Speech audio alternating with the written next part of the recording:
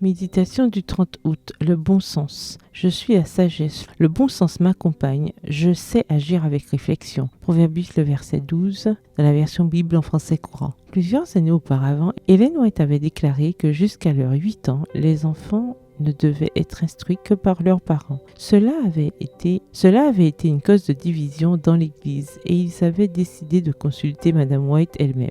Elle a dit que les parents qui se mariaient de manière inconsidérée ne dirigeaient ni ne disciplinaient pas leurs enfants correctement, les laissant livrer à eux-mêmes. Compte tenu du manque d'attention des parents envers leurs enfants que l'on voyait errer, désœuvrés, Hélène a déclaré qu'il valait mieux qu'ils aillent à l'école.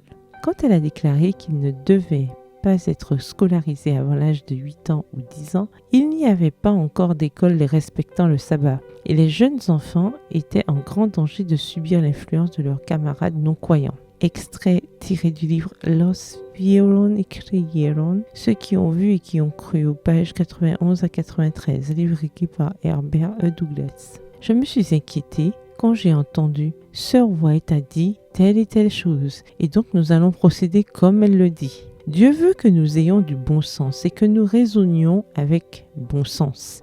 Les circonstances modifient les conditions. Les circonstances changent la relation des choses. Extrait du livre Selected Messages, Messages choisis, volume 3 au chapitre 24 à la page 217. Qu'est-ce que le bon sens pour le chrétien ? C'est la sagesse. D'où vient la sagesse ? De la direction du Saint-Esprit. Tous les jours, nous nous trouvons à des carrefours et parfois, nous nous sentons aussi perplexes que l'assemblée réunie chez Ellen White pour parler de l'âge de la scolarité.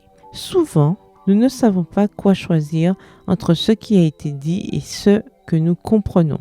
Si nous permettions au Saint-Esprit d'occuper plus de place dans notre esprit, nous n'hésiterions pas à prendre la décision. L'ennemi le sait et utilise cela contre nous en détournant notre attention vers des choses insignifiantes, de sorte que nous ne parvenons souvent pas à trouver un équilibre et nous rejoignons le groupe des pharisiens.